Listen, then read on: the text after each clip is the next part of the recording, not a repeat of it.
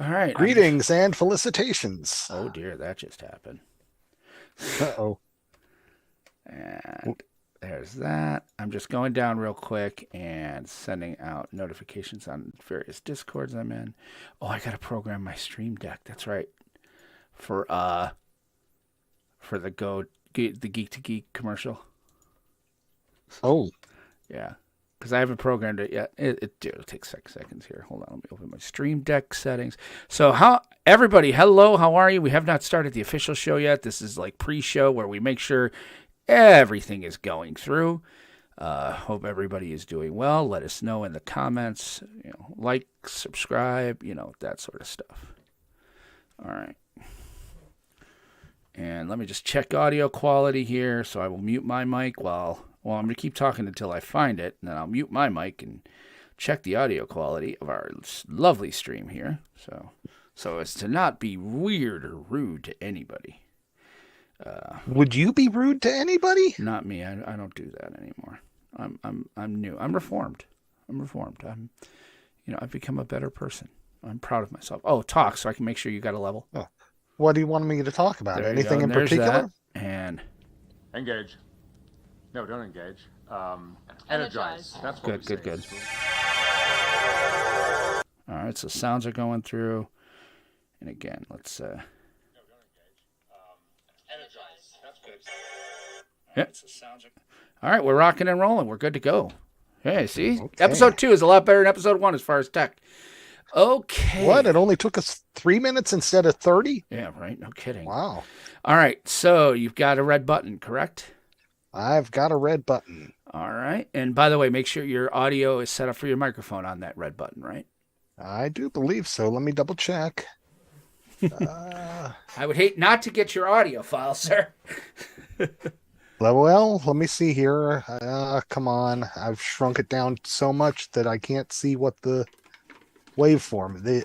Okay, yes, it is recording my audio. All right, rock and roll. All right. All right, so 1 second. Let me get rid of that one.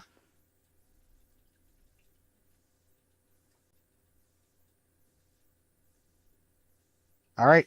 Cool. All right. All right, so I have my thing over the red button. So don't forget, we start off. I'm going to do an intro, a verbal intro, just like a tease, a stinger. Yep. We'll go into the theme song, and we'll come back out. Hailing frequencies open. You know what? Hold on. Before we do that, one last thing. Let me add in the Geek to Geek stuff I used to say in the beginning of the other show. Commander Craft Network. We're part of Geek to Geek Podcasting. Blah, blah, blah, blah. Not that blah, blah means, Geek to Geek, blah, blah, but, more like, The yakety schmackety. yeah, like I just wrote something that's just way longer than it probably needs to be. And that's what writers do. Okay. And wow, that came in bold. That's all right. We'll leave it as that. All right. I think we're ready. So if you're ready, hold on. I am pegging my board, so I'll pull my back just a little bit. All right. I have my thing over the red button. I have my thing over the red button. All right. So here we go. 3, 2, 1. Click. Click.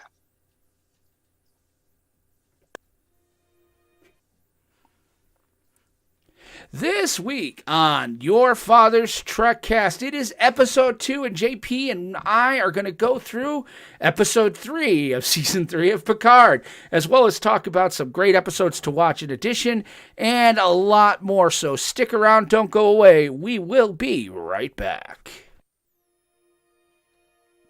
Podcasting. That ancient ritual of middle-aged men seeking validation in the internet age. What you're listening to now is a new Trekcast by 2 longtime fans who have tons to say about Star Trek and the world around it. We will inform, we will entertain, because we are your father's Trekcast. Starring Will as the Old Man Gamer and JP as, well, JP. Talking about new episodes of Star Trek, old episodes of Star Trek, Star Trek comic books, Star Trek video games, and anything else they feel like, because hey, it's their cast. So sit back, relax, have a beverage of choice. Unless you're driving, then for God's sake, pay attention to the road. Here are Will and JP talking Trek. And we're live. Hello, everybody. Welcome to episode 2 of Your Father's Trekcast. Dwarf, open hailing frequency.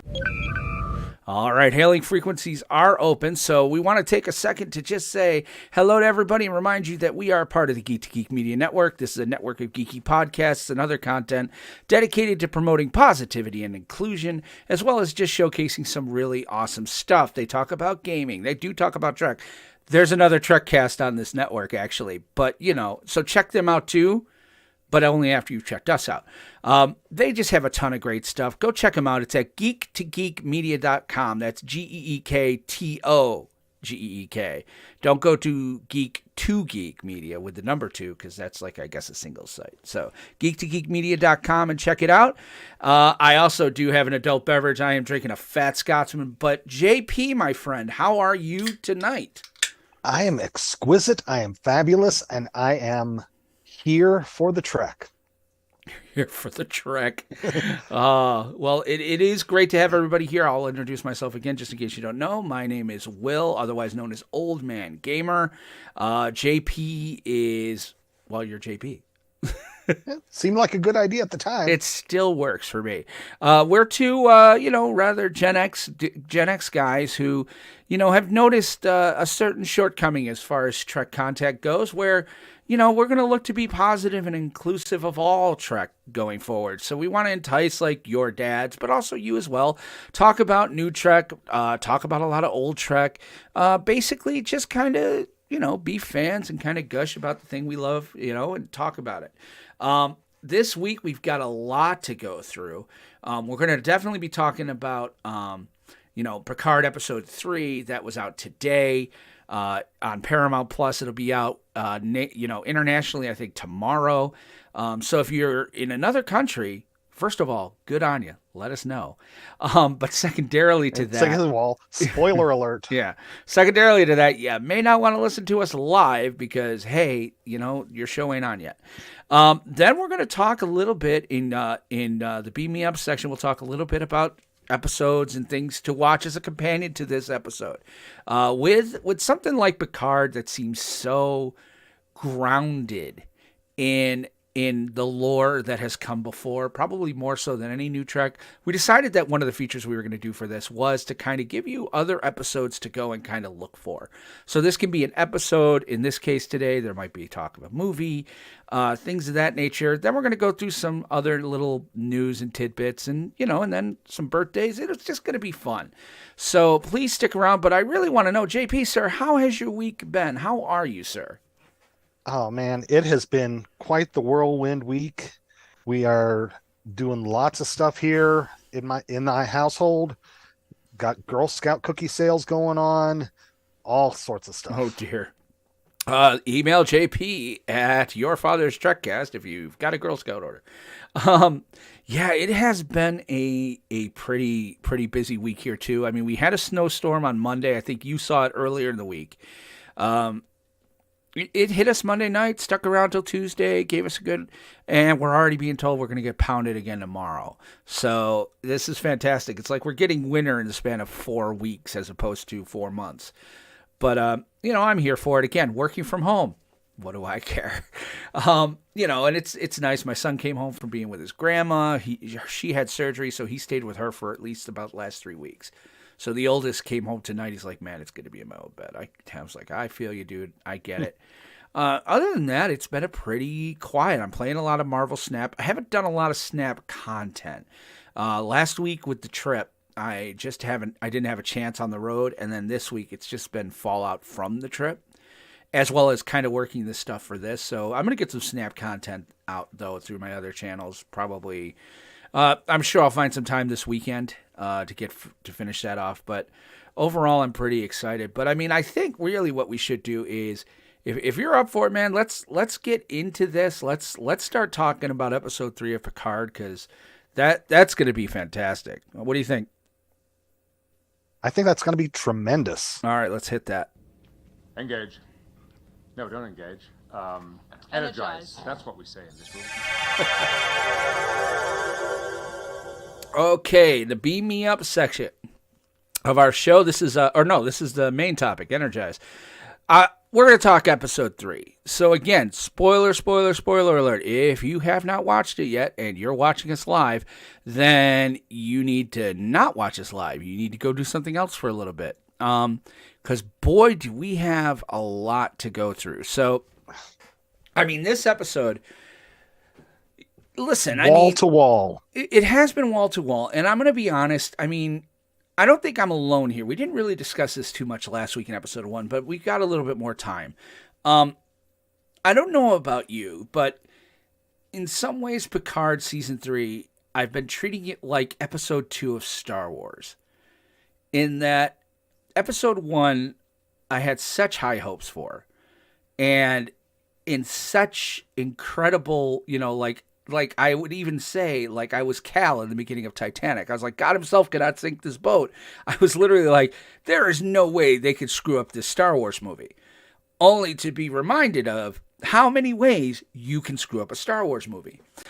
But when episode 2 came around, no matter how good the trailers looked, no matter how good the previews were, there was a part of me that was like, oh, I was not as excited because of what happened with episode 1.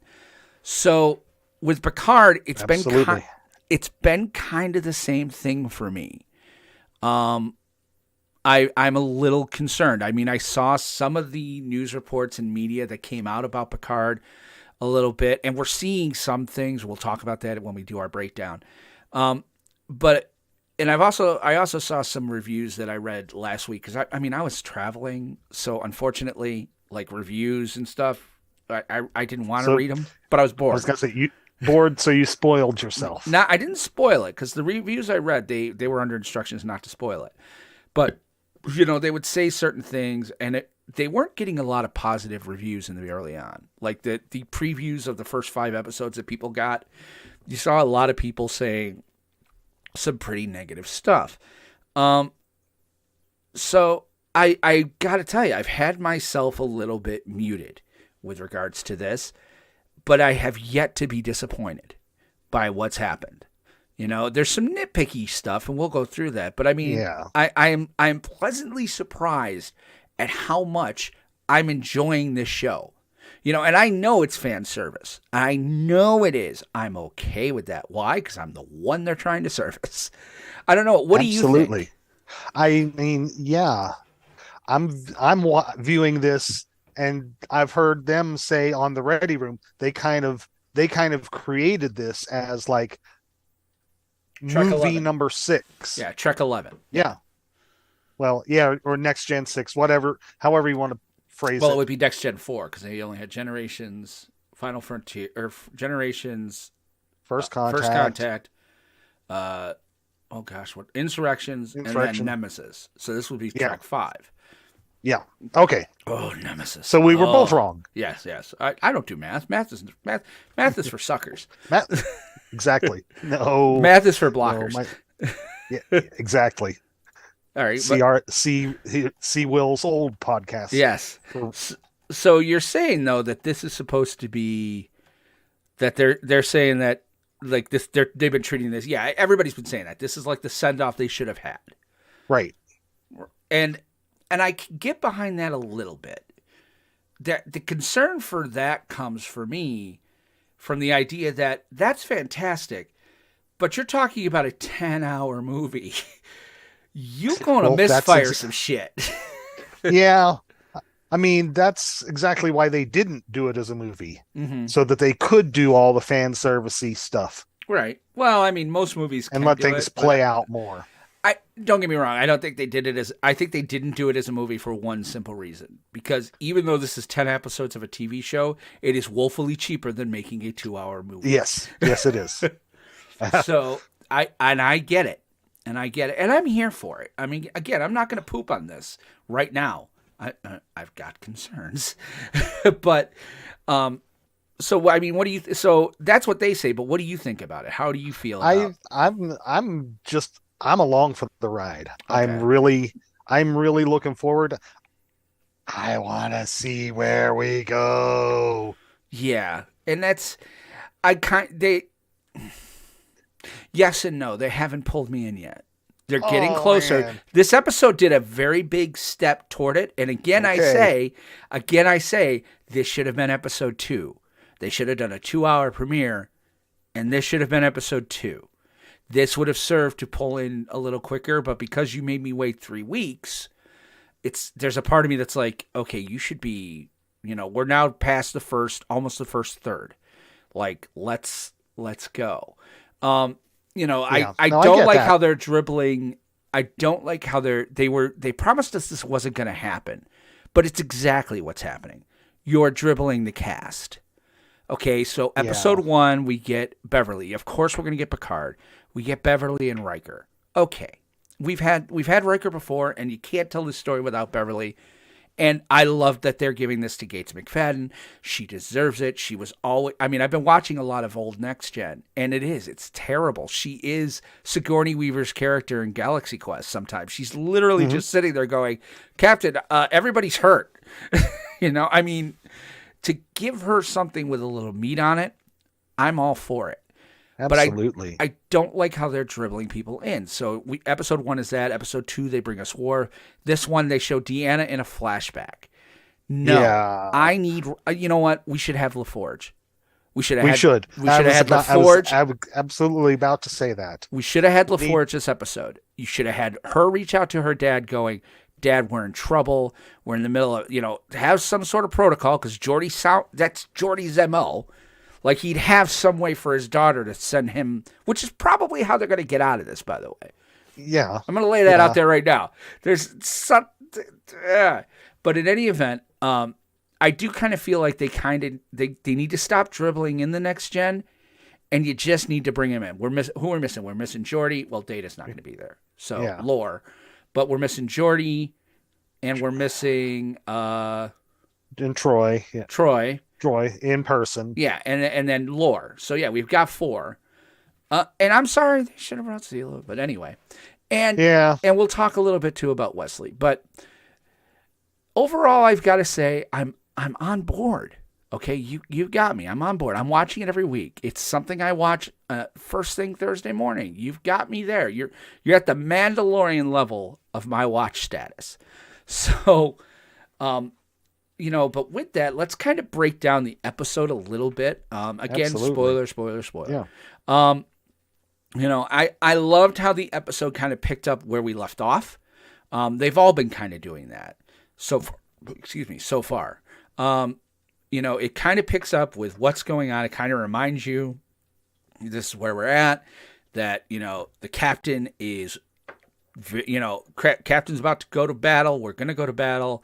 And we open fire, and the captain immediately gets injured. and then it goes to a flashback of I wrote down there that this was a battle scene. Yes. More like a running away scene. Yes, it was absolutely. Well, I mean, he fired phasers and photons, so right? Isn't that? Wait, refresh my memory. I might be thinking wrong. No. Okay. He did fire photons as they came to the field. Okay. Luckily, we're recording your audio. I lost that whole sentence. Take it again. Dude, your video's frozen too. Are you still there? Parkman? I can hear you now. Okay. You were frozen for a good 30 seconds there. Yeah, so are you. Oh. Yeah. Do you have Discord open? Close Discord. So what I was saying was that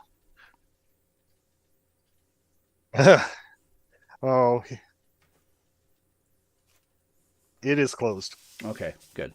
So it's not open in like the tray or anything, because Discord is usually the one that'll just crush your system resources. All right, let's take it from what you just said again. Let me write down, where is it? Where are we at in the recording? 1616. Okay. All right, so take it again.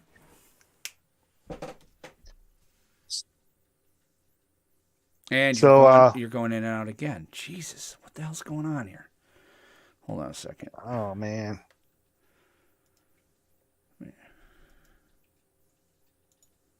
One sec. Just make sure it's not me. I don't think it should be. I'm running a gaming rig. And I mean, I did this every week. It's probably me. All right, let me close a few things over here.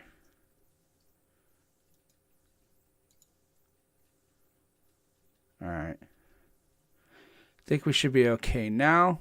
Let's take that again, and we are now at 1712. Go. So he went right under the ship, right? Yes. He fired photons and then went under and further into the nebula. Correct. But they got hit and he got injured. Yes. So wait, no, that was that now or no? That was the captain got injured, right? Or in the beginning? No, not yet. Oh, okay. Not yet. That's after we go have the flashback first. So we have the flashback where Picard and Riker are toasting the birth of Riker's son, Thaddeus. Okay. Yes, that's right. And this is the son that obviously passed away. So there's there's a lot there to unpack. Again, Picard, it's kind of weird because this is the first time we kind of see on the other side, and I made sure to write that down. Like, we see, Riker giving Picard kind of advice. Yeah. And I hope you can have this feeling someday. Yeah. And I'm here for it. I think that was a great, I obviously love how they de-aged Jonathan Frakes. I did. I thought that was really kind of fantastic. And yeah. Did they actually de-age him, or did they just put they just dyed his beard and stuff, yeah. But that's just it. It's not like they did any sort of like face thing. It was really just they dyed his beard, and which is kind of what we do at this age, man. When this is what happens, we dye our beards, and and yeah, Frakes did fine. I really thought it was overall that part was a highlight for me. Yeah, no, absolutely. It was wonderful. Yeah. They're talking a lot about that. And then they kind of go into Deanna basically acting kind of like the shrew wife, which worked for the character, which worked for their characterization, where she's like, what'd she say? I haven't slept in 7 hours and I'm covered. This baby is projectile vomiting. Yeah. So, and she's like, and bring the whiskey. And bring the whiskey, which I'm like, okay, so we're not breastfeeding. Got it. It was so many inappropriate comments that could be made right there. Yeah, it was fantastic. So they kind of go into that. Then they go into kind of, the fight with, the crew, the ship, the Titan and the Shrike go at each other. The Titan gets hit. Down goes Shaw. He's severely injured, like incredibly injured. And then, so on his way out, which I thought he was talking to, I really thought he was talking to Picard when he looked back, but he gives command of the Titan to Riker. Yeah, but before this battle happens, there's something else we need to touch on real quick. Go ahead. And that's that Ensign LaForge. Well, yeah, I got that in there. tries to check in on 7. Yeah, you're right. Actually, that does come before then. Basically, he sends the help. He's like, look, you guys are at the end of a 36-hour shift.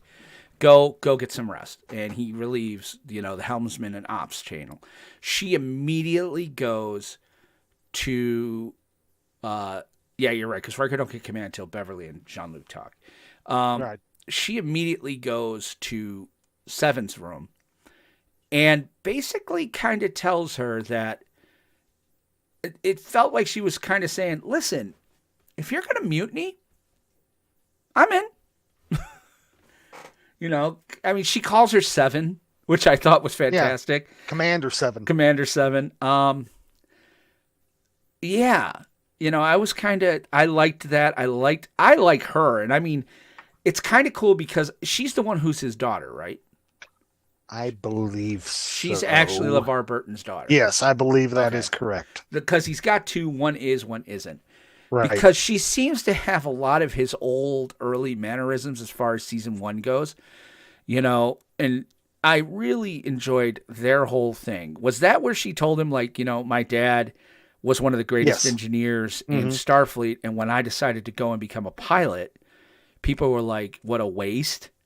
Yep. That's exactly when that was. And I'm just sitting there and I'm like, your dad was the blind pilot of season 1. Like Roddenberry, yes. and that was, and Roddenberry even said it. He's like, I just kind of like the idea that the person driving the Enterprise is blind.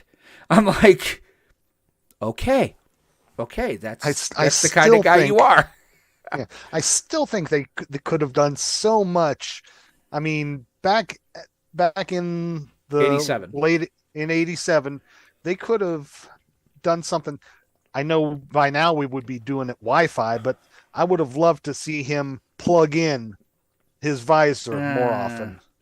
I was kind of okay with them not doing that. It would have been the visor alone became such a deus ex machina. A lot of the times, like, they wouldn't have gotten out of a situation if Geordi didn't have his visor. Like, it just, for me personally, I'm kind of okay with how they did it. To be honest, you look at the Next Gen cast and we talk about how great it was and how well it was casted, and it was. But it's not like they landed it out of the gate. Like, it became better casted as time went on. They didn't know how to use Tasha Yar or Geordi LaForge at all. Like, they steered into Geordi's blindness for a while, and then they realized that's kind of not really dramatic because and it's kind of shitty. And with Tasha, they tried to make her into this she-bad warrior woman, and it just, neither one of them landed. Worf made so much more sense as security chief.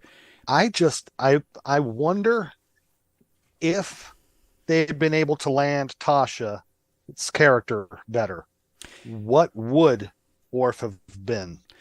I think what they would have done, had they been able to land Tasha's character better, they would, I think she probably would have been moved out of security chief somehow got a promotion to, I don't know where you'd promote her. She wouldn't be chief engineer, obviously, because he was perfect for that. And when that was a stroke of genius on whoever came up with it. And I've read a bunch of books, a bunch of people take credit for it, but whoever came up with the idea of Geordi being in engineering, because in season 1, I don't know how many times you've ever watched season 1, but it's really almost hysterical to watch them have so many different chief engineers. Like, they had Argento at one point, and then they had some woman at some point, and then they had, it was just consistently new and different chief engineers for absolutely no reason. Like, what kind of turnover do we have on this ship? To put a named character there, and it gave Geordi something to do. Well, that's when they landed it. What's that? Yep.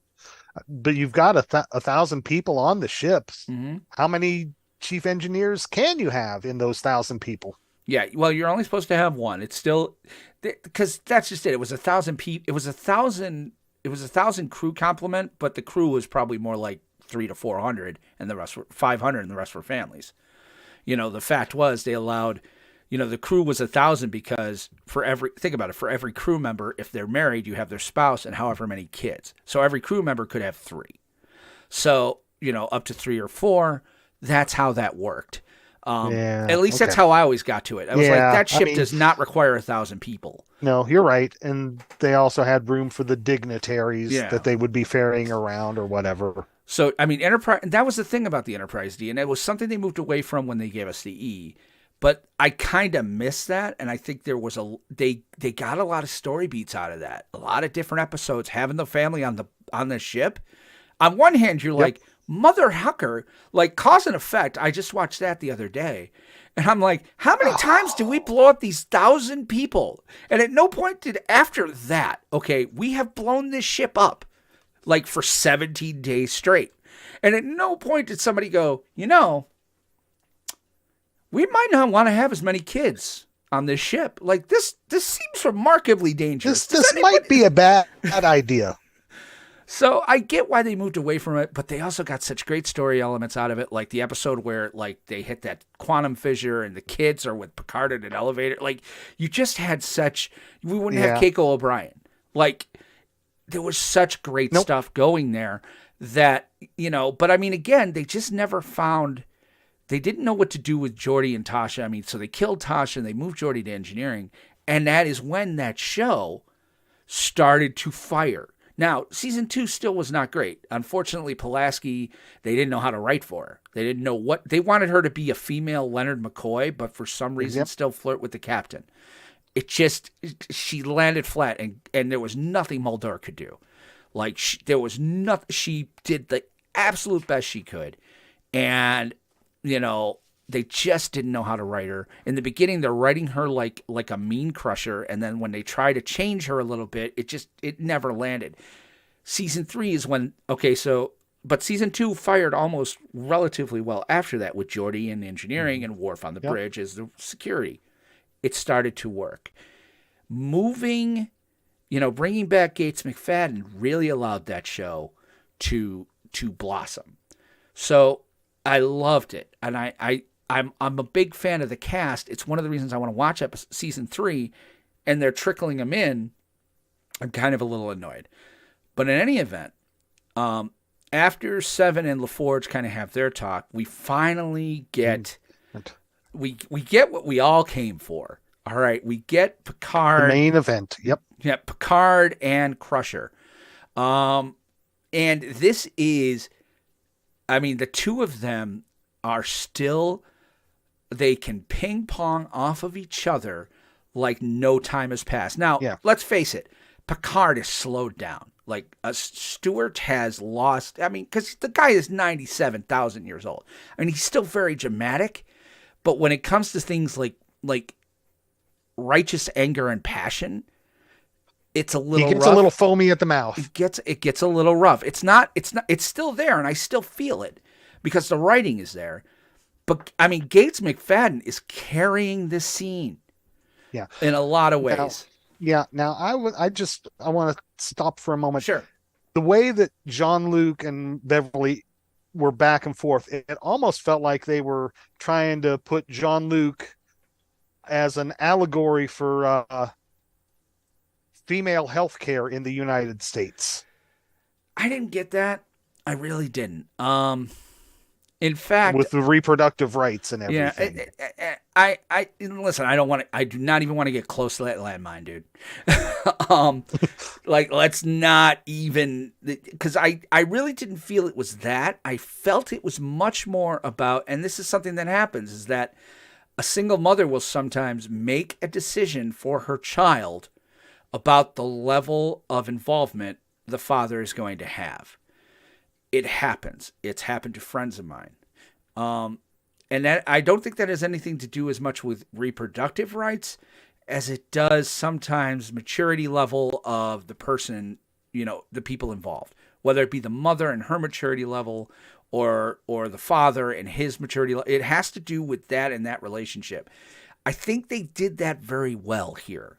I think they kind of discussed it. Beverly gave her explanation, saying that, do you remember that day on blah, blah, blah, 7, we knew it was kind of the last time, They didn't say she was about to go to Starfleet, but she's like, we knew it was kind of the last time, and then you immediately get involved in this. And then I find out I'm pregnant, and I'm going to tell you what's going on. And then you immediately get kidnapped for 3 weeks. And and she's like, and I realized to myself, this is how it's going to be. Yeah. That felt, and she's wrong. And she is absolutely, and Picard is 100% in the right on this, because his argument is such that he's like, but you made the decision for me. You didn't tell me. You didn't give me the opportunity. And she kind of throws his family back at him, which we talked about, I think, last week. Yeah. That you never wanted to be a family man. You never saw a wife and kids in your future. And I hear echoes, and we'll talk about this in, companion stuff. You didn't want him in your world, but I wanted him in mine. I'm like, it's got a lot of allegories to that. I felt they were really emoting the scene as best they could. Again, I'm grading Stewart on a curve. Again, you're 97 years old. Because sometimes in my head, it's like reading a novel and I'm hearing old Picard, like not old like him now. I mean, like, 87, 90 Picard, where if he was in his prime and they did this, holy shit, he'd have her against the wall verbally. But, Right. What did you think of this? Like, I mean, we'll talk a little bit about the conflict of it next, but what did you think? You make good points, and I can very much see, both sides of the argument. Yes, he deserves to be in his child's life. Absolutely. If he wants to be. Well, he deserves to be informed. Let's say he deserves to be informed. He deserves the opportunity. Yeah. But at the same time, yes, it does paint a huge target on the child. You can't say that that's not a valid point. And I imagine that after the Enterprise D destruction, one of the reasons there were no families on the Enterprise E is that I imagine Starfleet took a look at that and said, yeah, no. So I get it. Like, it's not like his kid's going to be necessarily under his guard all the time. Patrick Stewart is 82 years old. Okay. I'm sorry. Forgive me, Mr. Stewart or Sir Stewart, for calling you 95,000. I apologize profusely. You're obviously not that old. Just because your social security number is 7 doesn't mean that you're 975 years old. I get it. I just had to look that up I don't because blame you. during the Ready Room this week, they made mention that other than Wesley and LeVar Burton for one more year, all of the original cast are in their 70s. Yeah, that's true. At least. That is true. I loved this. Don't get me wrong. I really did. But I mean,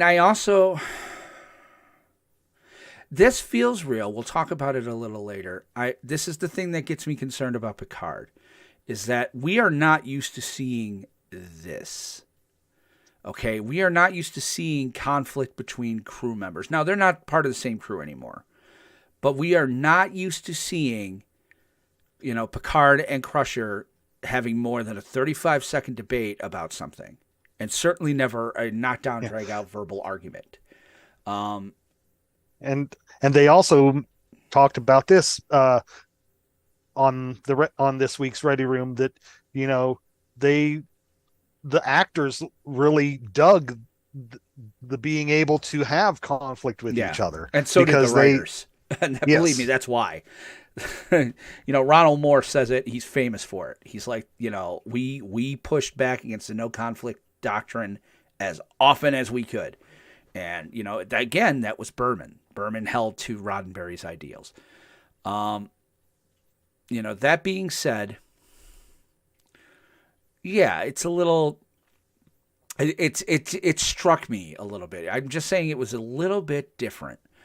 I loved it though. And I loved the fact where where he's like, he asked the question we are going to, which is, okay, but what about the accent? Yes. And I gotta And- tell you, they made one mistake with that. She needed to sit, she's like, where she says, oh, well, he studied in London and I couldn't get him to drop it no matter how hard we tried.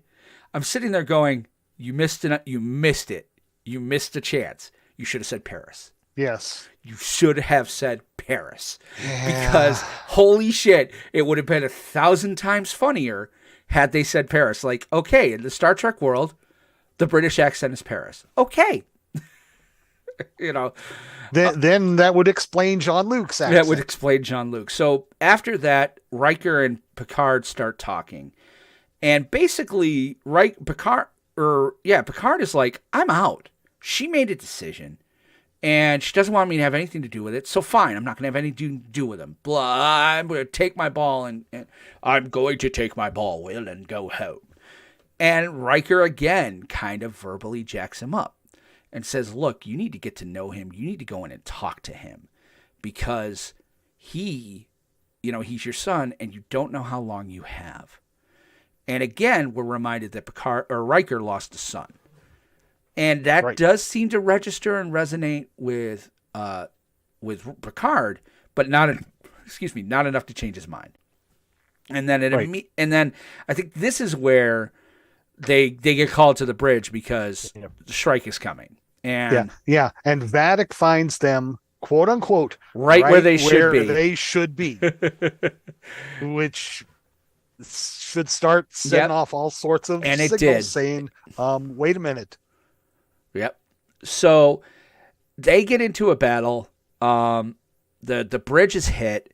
Shaw goes down and is really, really, really injured, like incredibly injured. Yep. Blood everywhere, which again is not something we saw in the old Trek, man. They very rarely got into the blood.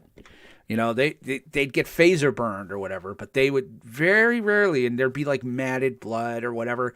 No, he's spitting it up and talking with blood. I think that was probably part broadcast standards and practice. Yeah, so what that was standards practice exactly. Yep. But exactly. With same reason that the Klingon blood was purple in Undiscovered Country. They wanted to keep it PG. So on his way out, Shaw is like, you got us into this. You get us out of it.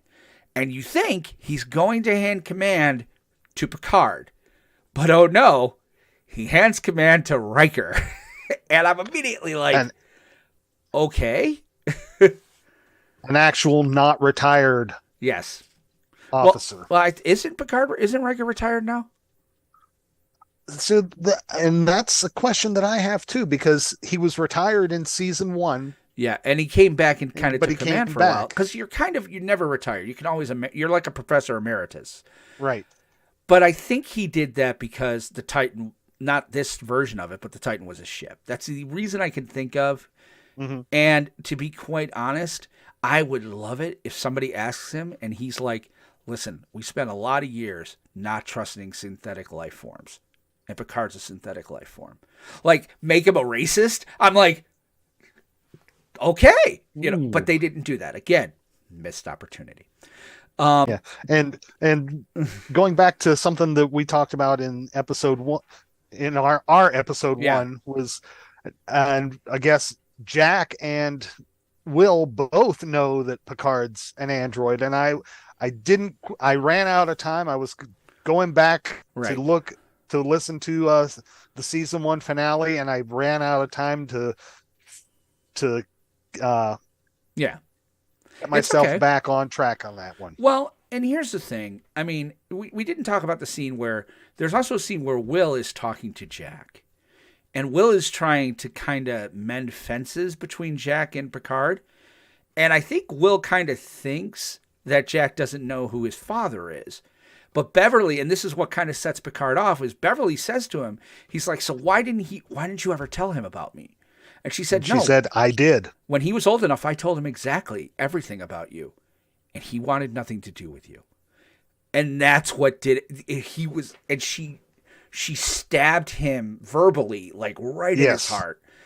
And again, we see Jack saying almost the same thing, and that does come, and that feels very, very true. I would not be surprised to find out Matalas was raised by a single mother, because that is a very, very real thing that I don't understand. My parents were together till the day my mother died. But where if a child feels abandoned by their father, then they will go out of their way to make sure they never have a relationship with him, no matter how much they may want it. Right. And it's a stubbornness thing. And we don't know if Beverly told him that he never knew you existed. Will tried to kind of say a bit about that, but it was very interesting. But now let's get back to that. So Will's now in command of the Titan, and he's taking a very defensive posture. Don't get me wrong. I love the part where just before the commercial break, that Riker sits down, and he sits down and he goes, "All right, Jean-Luc, what are we going to do here now?" And Picard looks at him and goes, "Well, I think it's time for you to start calling me number one." Yeah, that was after Picard did some maneuver that Riker was trying to spit out, and he's halfway through his spiel, and Picard says, "Firing torpedoes." He's like, "Put a torpedo in front of them. Don't detonate. Don't have it proximity. Don't target them. Shoot for in front of them, and then trigger the concussion blast." Already firing. Yeah, already firing. Will. It was great to see those two back in action. It was great to see them, on the bridge, and it was even cool seeing, Patrick Stewart sitting at Riker's, right hand. Mm-hmm. But again, we start to see a little bit, and this is again going to go into some of my problems, in that we start to see a schism between the two, where Riker really wants to play defense. Absolutely, yeah. And Picard, for some reason, which goes against every character trait that guy ever had for all seasons of Next Gen and for all the movies, of being more of a defensive, cerebral captain. But for some reason, Picard wants to go on the offensive against a ship that is woefully outgunning them, and with a weapon they have no idea what it does. And Riker is saying, we need to hide, we need to run. We need to get out of this nebula, get someplace safe, get a hold of Starfleet, come back with a lot of ships. This is the plan. And Picard's like, we need to hide and then strike at them when they least expect it. And it's so strange to me for two reasons. Number one, again, there is no way Picard would have allowed that type of attitude by anyone on his bridge. He would have sent him out long before Riker did. Yes. And secondarily to that, again, that was the whole point of Generations, was Captain Kirk is this cowboy captain. Patrick Stewart is this, Picard is this thoughtful captain. The thinking man. Yeah. And this made absolutely no character sense at all for me. And then to have them fighting over it, and there's conflict with them, I was like, okay, this is starting to not feel like Star Trek. I guess we can kind of go back to where you were last week, where Picard is now he's overdoing the fatherly, I'm going to protect my son and get rid of the bully. And I wonder if that they've pushed him too far down that path now. I don't know. That's a bit more of a stretch, I think, than the whole, he's my son. Well, shit, I guess we got to fight, because that's a universal thing. This seems like such a I think they needed to present that more. I think they needed to present him being like, I need to protect Beverly and my son. They had to give us something with that. This just feels like Picard is on one last adventure, and damn it, he hates being bullied. And, meanwhile, in Best of Both Worlds Part 1, he was the one hiding in a nebula for days. And they were all about it. It just doesn't sit well with me. But again, I'm going to overlook it. I'm going to let it go. And we foreshadowed our current situation in the very first scene of episode 1 with talking about that exact thing. Yeah. hiding in the nebula. Yeah, and that's that's what it is. So, and we're sticking with the Titans guys, and then we'll kind of pivot to Rafi here. I want to kind of keep it kind of separated here. So basically, what starts happening is they start to realize that Vadic might have some sort of person on board, and Jack's the one who figures it out. When they bring the captain in, the captain's like, and the captain is real bad. We haven't talked about the doctor and how she's treating Crusher. Okay, we're gonna, she's kind of a douche. But Jack kind of looks at the floor and starts to realize that somehow Vadic's ship is trailing them. Is looking, and he looks at the blood on the floor and he sees like the footsteps, and he's like, somehow there's a trail of breadcrumbs leading Vadic to finding us, because this nebula is so large she shouldn't be able to find them that easily. So right. And then he remembers talking to the Fenris Rangers, so he goes and finds Seven, and he tells Seven, "Hey, as a Fenris Ranger, do you remember this maneuver or whatever?" And she's like, "Well, yeah," and then he kind of talks about it, and she's like, "Well, we have this technobabble device around our warp core, and they could be tracking that."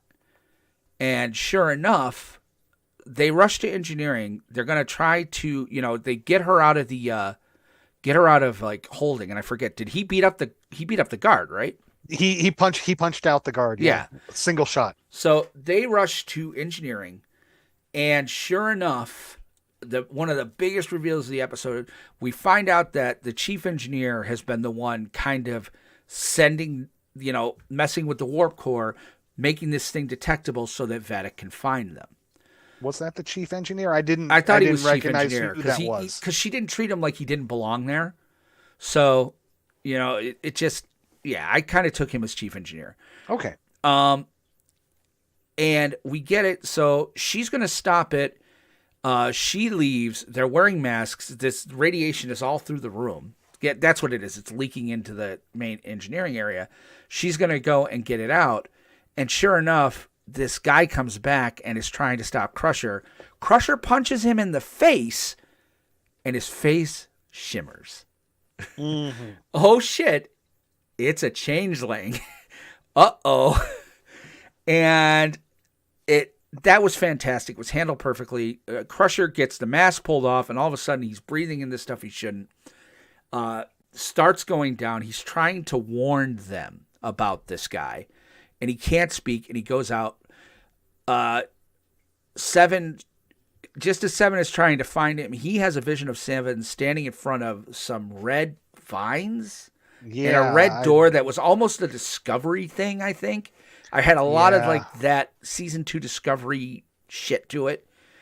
And they better explain it real quick. Well, what did she say? Find the find the something. Find the roots. Yeah, find the roots or something. And it's a very interesting kind of thing. Again, it's meant to be something they're going to come back to. But then Seven finds him, rushes him to sickbay. Picard wakes up to being a father. Like when he finds out that Jack is being rushed to sickbay, he gets down there in a hurry, and he gets his 17-second turbo lift ride just like Will did. Yes. And that's why the episode is called 17 Seconds. He gets there, and Beverly is trying to resuscitate Jack, and Jean-Luc and Stewart. Yeah, you know what? He may not have the power in his voice anymore, but every emotion was on his face. It was fantastically done.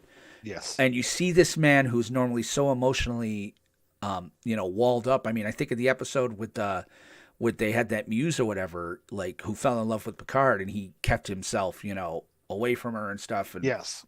I mean, nobody else could resist, but Picard could. He cannot resist this. And it was fantastic, and I was there for it. And obviously they saved Jack Crusher because he's got plot armor. So, they save Jack and all that, and he kind of informs them what's happening, and just like that, something else blows up. They blew up the something with the warp core. We no longer have warp power. Yeah. And so Picard goes back to the bridge, and they come across the Shrike again. They fire and they were just about to leave the nebula, and the Shrike finds them and launches the weapon. And the weapon is the portal weapon from earlier. So the Titan goes in, it comes out another portal directly in front. They start firing at it again. Again, Will's like, we got to get out of here. Tries again, fails again. Yep. Coolest thing ever is the third time that they fire the portal weapon. Yes. And then where Picard gets through to him. And he's like, look, we're not going to win this running. She's got the thing to stop us. We have to fire. We have to fight. and then they fire the torpedoes, and she fires her portal weapon and puts the torpedoes right back behind them. So in the aft section of the Titan. Yep. And at that point, Riker, and by the way, they are very close at this point. They had run back inside the nebula. They are very close at this point to the singularity, and Riker kicks Picard off the bridge. So that's kind of where that episode ended, with the Titan is falling into the singularity. On the other side of that, the B plot is Raffi. All right, Raffi is woke up inside I forget what the name of the ship, but Worf is there, and he's talking to her. And he kind of gives her information. If we get a little bit of an information. She wakes up. Worf is doing Tai Chi. The Tai Chi, Klingon Tai Chi. Did you recognize the opera? I did not. That opera is the Berlioz opera from First Contact. Okay. I was like, and I heard the beginning strands of it. It's a different voice, but I heard the beginning strands, again, music major in college. I'm like, what? And sure enough, that's the opera. I'm like, very good. I get what you're doing, sir, and I like it. So the opera playing was the same as that. And, Worf introduces himself with all of his titles, and then immediately, without missing a beat, goes, would you like some chamomile tea? And I'm serving chamomile tea. Yes. And I mean, and Raffi's face is fantastic, because I had kind of the same thing. I was like, that's funny. I loved the Bane of Duras. Yes. The Bane of Duras, Son of Moog, House of Martok, Bane of Duras, something else. Son of Sergei, House of Roshenko. Yeah, it was fantastic. And then, I mean, don't get me wrong, I did notice this right away. If we're talking about voices, it is 100% obvious Michael Dorn lost Worf. He does not have it anymore. Michael Dorn was talking with Michael Dorn's voice, because he always said how he kind of got the Worf part. And if you watch any of the old stuff, he's like, well, I walked in and I talk like this, and this is how I talk. But when I walked in, I talk like this. I am Worf, son of Bulk. And he had this deeper timbre that I guess at his age probably is harder to pull off. But I mean, it didn't have the rumble that I'm used to with him. And I'm just but I can play that off mentally. I can too. Because he's now, as you humans say, I'm finding myself. Yes. I can get behind that too. We're having a calmer, gentler Worf. Yeah, but I mean, but his voice though was so iconic in that boomingness. I mean, even the one, it was the same one he used in 6 for Undiscovered Country when he was playing Moog. It was just this. It had this almost presence and this bass rumble to it that just lent a heaviness and a certain level, not so much of menace, but of it's hard to put into words, but I missed it. I will admit that I missed it. There was a part of me that was like, you couldn't fix that in post. You couldn't just grabbed him and hey, Mike, we're going to ADR some stuff. We're going to ADR your lines, and then we're going to send this over to the studio, and they're going to lower the octave by a third. I mean, just something, but I can get behind it. I'm not too upset. I was going to say, I didn't, it didn't pull me out. Yeah. So basically what happens is they decide to go after the guy who apparently bought the weapon from the Ferengi. They go after him. They capture him in a great scene. Raffi loses him. Worf never had him lost. Worf is still Worf. He's like, Yeah. I got this. And, you know, he's kind of letting, I this is my headcanon, but I'm kind of imagining he's just kind of letting Rafi kind of be a part of it. He's like, yeah, you go, you little girl. Yeah, it's all good. Yeah, show me what you got. Show me, you know, or try, well, actually, I think it's more along the line of trying to get her back on the, you know, because she is broken. She's still broken. Like, she had a breakdown right in front of him where she's like, my family, my kids, I'm still using drugs. Like, the whole thing, I think he was more letting her be the point because he was like trying to give her, like, let's give her the win. And when it was obvious she was going to lose it, he's like, well, shit. All right, let's go. And so they get the guy back. They start doing the interrogation. He's obviously going through detox from this drug that Rafi takes until Worf realizes he's not going through detox. And I love the good cop, bad cop scenario they had going on. Whether that's actually Worf's demeanor now or not, we'll see. Well, it was really well done. And then so he's in the chair and so he says or does something, I forget, or did he shift a little? But where Rafi was like, what the hell is this? And Worf immediately, and that's again, Michael Dorn. You can kind of see him letting Rafi take point. He's kind of involved, but he's kind of standing off. The minute he hits to what's happening, his posture changes, and he's like, okay, I'm in this I'm now. on it. Yep. And he's like, I know what's happening here. How long has it been since you were able to regenerate? And the guy looks at him and tries to play it off. He's like, your people, I have a very good friend who told me how long you people could stay in solid form before you'd have to go back to liquid. And Rafi looks at him like, wait, and says, wait, he's a changeling? And yeah, see, I think, we saw this after we saw the guy on the Titan, and yeah, I don't think I had it quite pegged that the guy on the Titan was a changeling. The minute I saw him hit, I knew. I was like, oh, I knew there was something going on. I didn't have changeling. I had some sort of changeling net type thing or something. Well, now that I look the at actual Vadic, changelings. Okay, you look at Vadic's hair. You look at Vadic's ears. Granted, she can't help how her ears are. My conjecture, my speculation, is she Odo? Or some sort of spawn of Odo? She kind of has his hair. She kind of has his ear. I'm like, okay, obviously you can't. Rene Auberjonois is gone, unfortunately, which would have been fantastic to have him. But I'm looking at this going, I wonder if this woman is, in some way related to Odo. I feel like now she's a changeling. That's almost obvious. But let's kind of wrap this up because time's getting short. The guy kind of gives us the info dump that, the Dominion, yes, they lost the war.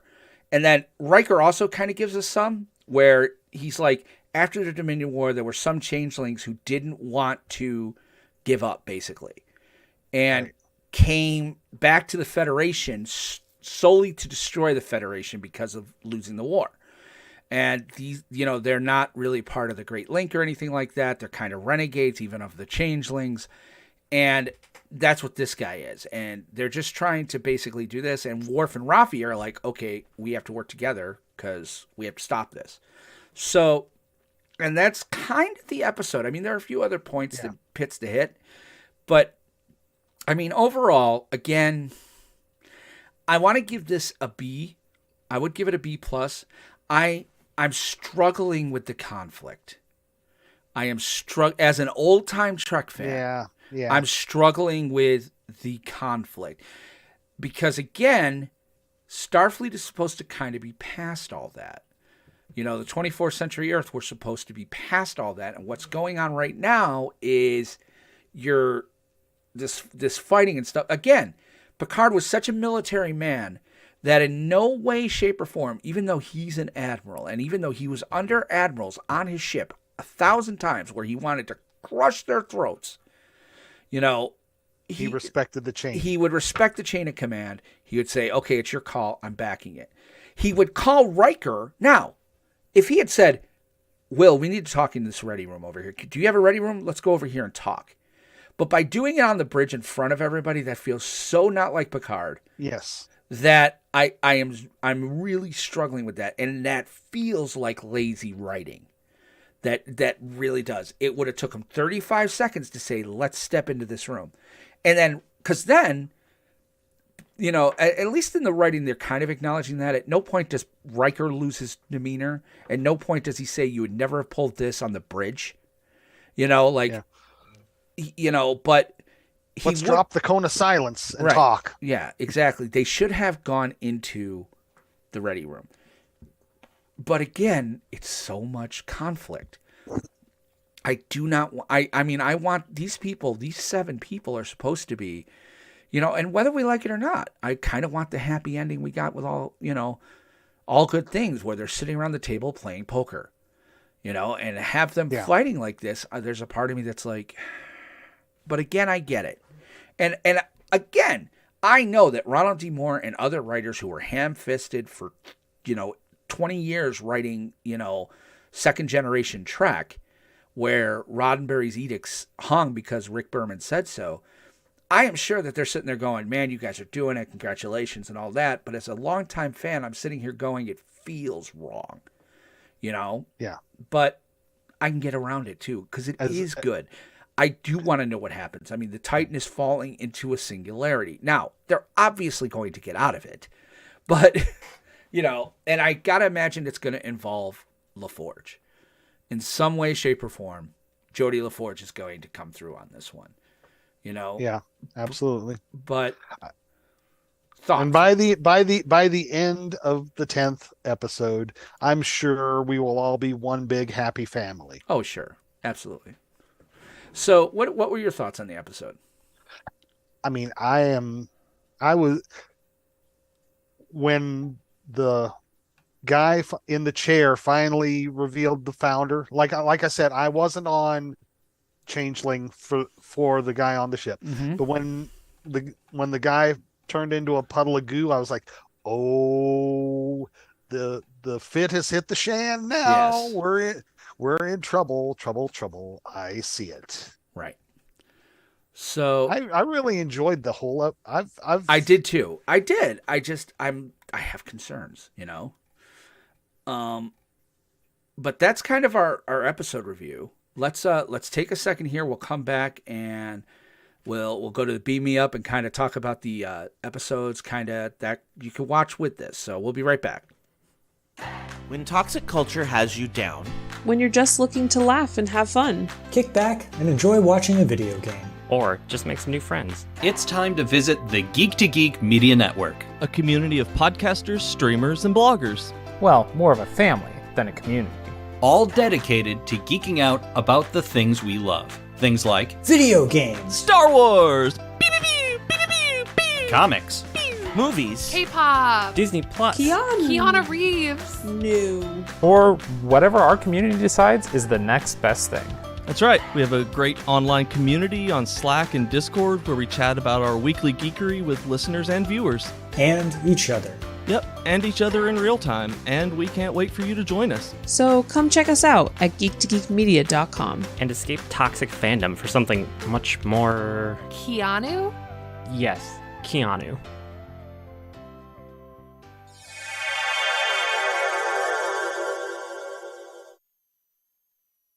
All right, beam me up. So, we've kind of compiled a short, small list of companion episodes to watch.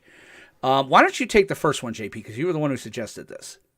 I mean, now that we know that the founders or the changelings are involved, if you did not watch DS9, first of all, you should. First of all, you should, yes. But you especially need to watch a DS9 episode called The Search. It was a 2-parter. You at least need to watch the second part. You can get the second part, yeah. This will give you a overview of who the founders Changelings / founders are, yes. Changelings, yes. They get used interchangeably. Yes. Who these people are, what their motives are. Absolutely. And again, it's definitely worth watching. Understand, I mean, here's the thing. The DS9, this was a strange part of DS9. Because I think this is season 3 is the first season that Ronald Moore moved over from Star Trek. And basically, so he starts off with this really great idea for the Dominion War, and then for some reason Berman or somebody cut him off, and they pivot almost immediately the next episode even to the Klingons, and you have almost a season of Klingons, season and a half, and then it pivots back to the Dominion War. So but it is really worthwhile, and again, Trek that had conflict but did it in such a way that it didn't violate the edict. Again, it can be done. It's just better writers. It was really good. They do kind of go into a lot of who the founders are. You get to see Rene Auberjonois just doing his thing as Odo, because Odo was a changeling. He was a member of the founders. And he just didn't know it at the time. Right. He did not know that. He didn't understand it. And the episode is really good. It kind of also has this Black Lotus Superman flavor to it, which I love. Not to ruin it for anybody. But for me, what I felt was really, really kind of a good companion here was Wrath of Khan. Star Trek II, The Wrath of Khan, the movie. Now, again, it's original cast, but and again, if you're a Star Trek person, you've probably seen it at least once. It's 100%. You definitely are going to see allusions in this episode from that movie. Specifically the Carol Marcus Jim Kirk relationship. Carol Marcus was a character we had never met before, who Jim Kirk had a previous relationship with off screen. And when we find Regula One and Kirk is there, he gets beaten up by David Marcus, and basically Carol stops Jim from hitting him. And they walk out, and David Marcus doesn't know, but you see Jim Kirk immediately drop form and go, I did what you wanted. I stayed away. And, and we realized that Jim knew he had a son. He made the decision not to be in his son's life because Carol asked him to.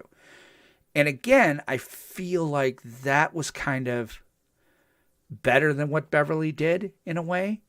And in a way, and you know what? Now, even that I'm thinking about it, it was horrible writing. And I'm going to tell you why.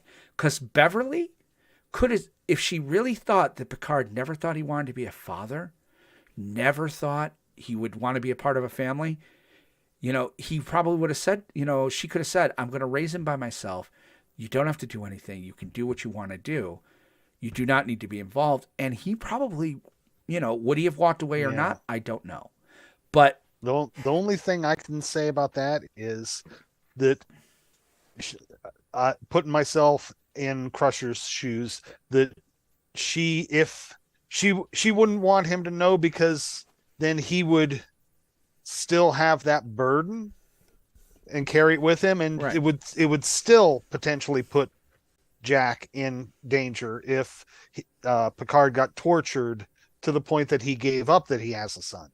Oh, he never would have given it up in a torture thing, because that's just not who Picard was.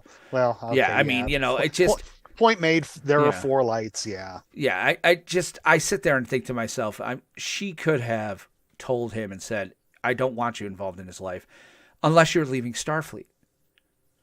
Unless you're telling me we are going to go and be a family and you're going to go live in the vineyard, which you don't want to do. I don't want to raise this child. And oh my gosh, they could have had the scene where she's like, Jean-Luc, we just destroyed a ship with family on it, 1,000 souls. And yeah, we had 900 live.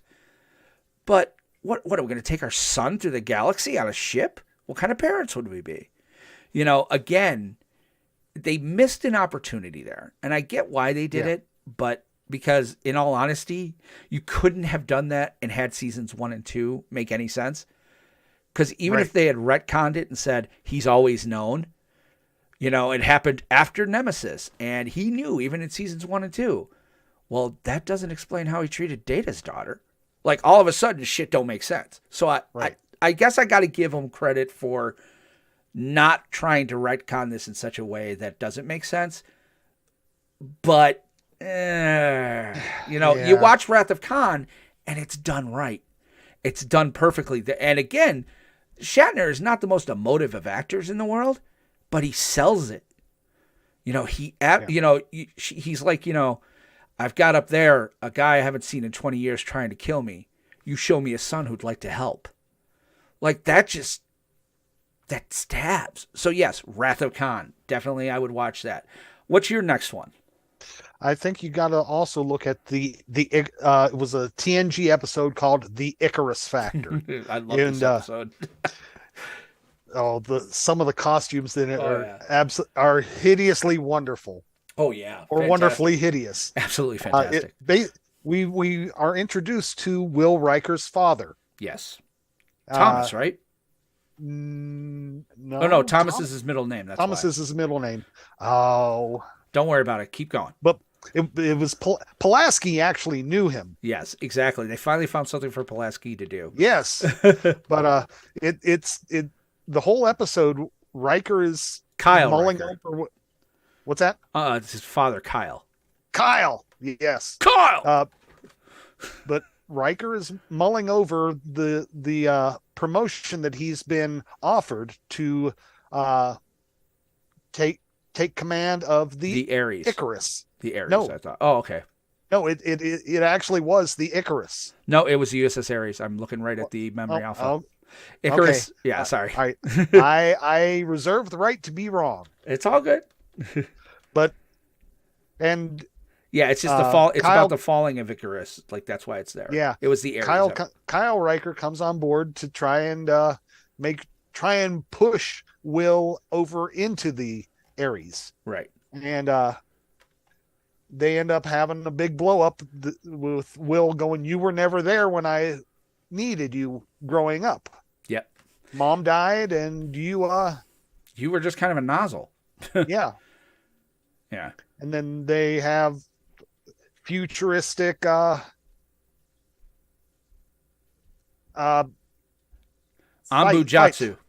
They have an Anbujatsu match. Basically, they grabbed the pugil sticks from American Gladiators. Okay. Yeah. So, and they finds out Will finds out his father cheated all those years. Going for. What's that? Are you failing? Are you frozen again? Yeah. Yes. Okay. Yeah. Okay, there you are. I'm failing again, but we're trying to stay here with it. Yep, we've got a very little to go. So we'll keep talking because you're in. I got you back. So go to town. And I lost you again. God, what do you got to open? Man, I'll close the Icarus Factor just in case it's my end. All right.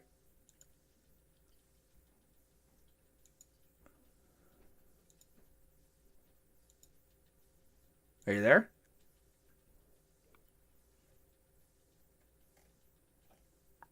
Oh, he dropped completely. Oh, he's back. I'm back. All right. So take it again from Anbujatsu or whatever it is. So yeah, they have this American Gladiators style fight, and Will figures out that his father had been cheating all these years, and Kyle mentions that it was the only way to keep you interested, because I knew I couldn't kick your ass anymore. Yes. And it was a good episode. It does kind of colors Picard. And I guess, and especially in this episode, because Beverly says one of the reasons she didn't tell Picard is that Picard shared with her he never wanted to be a father in case he became like his. And, I like that you chose this because Riker was certainly not Kyle. So that holds no water. I'm glad you chose this one as well. So for me, the last one I chose, which I thought was really good, and I think you mentioned it too, is The Inner Light. I actually just watched it again today. And it's a TNG episode, season 5, maybe second to last episode. They come across a probe in space. The probe seeks out Captain Picard, puts him into a trance, and Picard ends up living an entire lifetime in his mind that this alien race, this probe designed for him to basically share their knowledge of who they are because they knew their son was going Nova. But in it, you see Picard become a father. Okay, so for the first 10 years, he's fighting to get back to the Enterprise. Finally, he accepts that, either the Enterprise was a dream he had, or he's just never going to get back, and he needs to live in the now. He starts to have children with his wife, Eileen, and one of the characters, by the way, is his actual son. I was about to ask if this was the episode that had Patrick Stewart's son. Patrick Stewart's son playing his son. So 100% kind of shows the kind of father Picard would be. And again, I'm not doing this to poke holes, but Beverly was very well versed in what happened on that thing. He told her everything. And at no point did she think to herself and go, well, he was kind of a father once before. Again, that was one of the Easter eggs I kept looking to see and never did, was that little flute that he got. It was in episode 1. At the end of, is it in the episode? Yeah, it was in episode 1. Things he was getting rid of, and he's like, I don't want to get rid of the flute. Like they mentioned that. So, but that's kind of that. We'll push the comic off till next week. The other thing I want to talk about real quick before we get out of here, because we are running a bit long. We do have some birthdays this week from Trek people and stuff around. So we had Madeline Wise, who played Picard's mom, March 1st. Gates McFadden's on March 2nd. Ethan Peck, who played Spock in Discovery and then Strange New Worlds, was March 2nd as well. James Today, right. Happy birthday to both of them. James Doohan, obviously Montgomery Scott. He was, March 3rd. Steven Weber, who played Colonel Day in The Siege on DS9, also a well-known actor from very many things. You wrote Wings? No, sir. Studio 60 on the Sunset Strip. Take that. Fair enough. No. Steven Weber, March 4th. Dean Stockwell, obviously passed away. Played Alan Quantum Leap, but he was also in an episode of Enterprise with Bakula. And then, of course, Jolene Blaylock, which I find incredibly hard to believe. She was only 2 years younger than me, 47 on March 5th. I'm like, good on you. All right. Yeah. Michael Eisner, who was once the head of Disney and also Paramount, March 7th. Michael Jan Friedman, who kind of was an author. He wrote a bunch of the books for Star Trek. Same day. Donna Murphy, one of my favorite actresses, not from Insurrection, even though she was Angie in Insurrection. She's an incredible Broadway actress. Has an incredible range and a beautiful singing voice, 100%. She's also March 7th. And then Jonathan Del Arco is Hugh from TNG, and he was on the 7th as well. So those are kind of the birthdays. But I think we should probably start wrapping things up here. What do you think there, JP? Are you ready for us to head out, or you got anything you want to say about the episode? Or I think I'm ready to head out. We'd like to thank everyone for listening to us today, and I think we're gonna get ready and close our hailing frequencies. Yeah, let's hailing frequencies closing then. Yep. Hailing frequencies closed, sir. All right. So as we warp out of this sector, we want to remind you guys where you can find us online, offline, and everywhere else. First, you can download this podcast on almost any podcatcher right now. I've got us on most of them. There's a few I still got to get us into, but definitely the two big ones, Google and Apple, we're 100% in there. Or you can just go to the website we have designed through Anchor. It's podcast.yourfatherstrekcast.com. Likewise, if you have an Apple iPhone or if you use iTunes in any capacity whatsoever, please, please, please consider going to our page in the podcast store and leaving a 5-star review. If you're going to leave a 1-star review, please don't. But 5-star reviews are really the way Apple Podcasts algorithm works is the more 5-star reviews we get, the higher up in the searches we'll go. So by going onto Apple Podcasts and 5-star reviewing the show, it will help this show far more than any Patreon or anything else. Please, please send that. As a new show, this does a ton to help get new eyes and ears into the show. The link for that, if you need it, is on our Anchor page. So please check that out. Yes, and you can also like our YouTube channel and subscribe at youtube.com /@YourFathersTrekCast and follow our Facebook at facebook.com/YourFathersTrekCast.net. No, not what .net. Wait, .net? Oh no, just it's /YourFathersTrekCast. Yeah, there's Sorry. no .net. Where the hell did that come from? I don't know. There's no .net on the page. All right. Well, we have a website as well. We want to remind you that we're working on. It's at yourfatherstrekcast.com. And of course, if you want some great gaming content for Marvel Snap, Minecraft, and other stuff out there, you can always find me at Old Man Gamer NY on Twitch and YouTube. And if you'd like to email us, you can send one to Will at will@yourfatherstrekcast.com or me at jp@yourfatherstrekcast.com. And I did want to get into this. JP had a friend send him a very long comment about the show. I wanted to read it on air. We might save that. You know what? Once Picard's over, we're going to have a little bit more space in the show for things like that. We will read emails on the show. I love to do it. So that, guys, is going to do it for us this week. Again, I want to thank you so much for hanging. We will be back next time, hopefully with some cool outro music here, because I haven't found any yet or haven't written any in GarageBand. Started one, and then I kind of lost it. So I'm just going to leave this without any outro music. But for JP and myself, thank you so much for listening or watching if you're watching us live. Please remember to tell your friends about this show. Let us know what you think. Please reach out through emails or Discord or anything like that. And, you know, with that, we just want to remind you that we'll see you next time out there. That-a-way. And stop the audio. Okay. Oh, shit, I never gave you a Dropbox. Oh, you have Google Drive, don't you? Yes. All right, just put it up in your Google Drive and send me a link.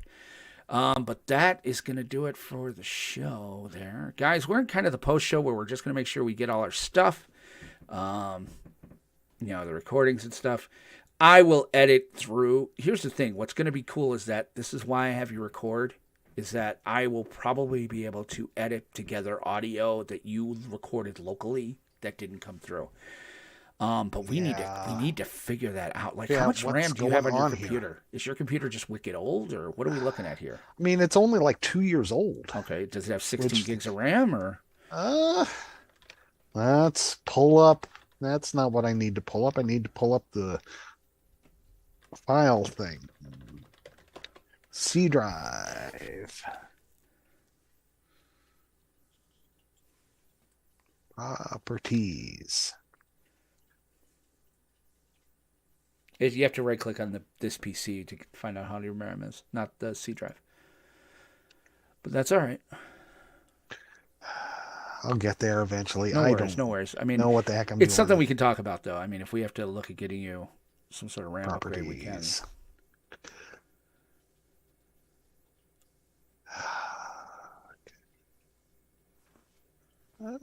Hardware. 256 gig hard drive.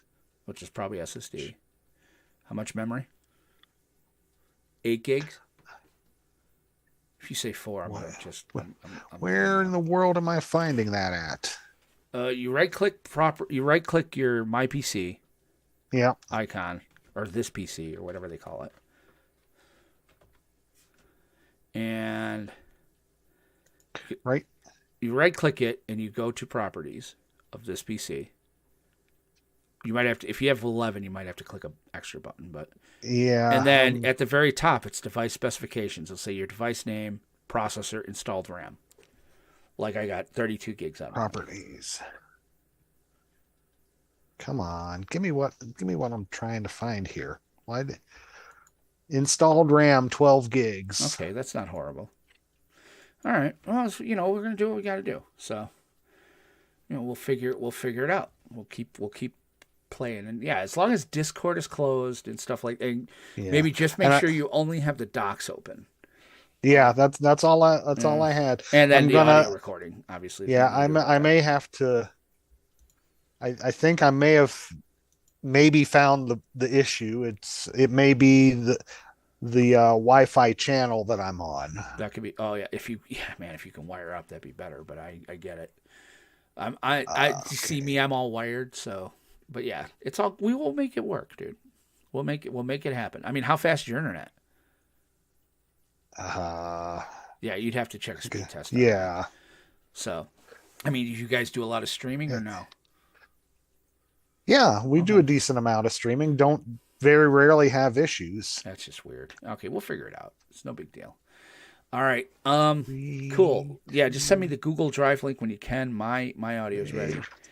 I'm gonna edit the video tonight and put it up on YouTube, and then next week we'll go live on YouTube. And like I said, I'll try to get an outro song. Yeah. No worries. Yeah. We'll work the ending there too. So make sure, because I was like, oh shit, I didn't put the emails in. I don't know where the heck. I think I know what the issue was. I shrunk down the percentage on the episode doc so that I could see more of it, but in doing so, I made it a little harder to read. No problem. We're okay, dude. We'll be all right with that. It's not a big deal. All right, I'm gonna get out of here, dude, because that was a long show. Yeah. All right.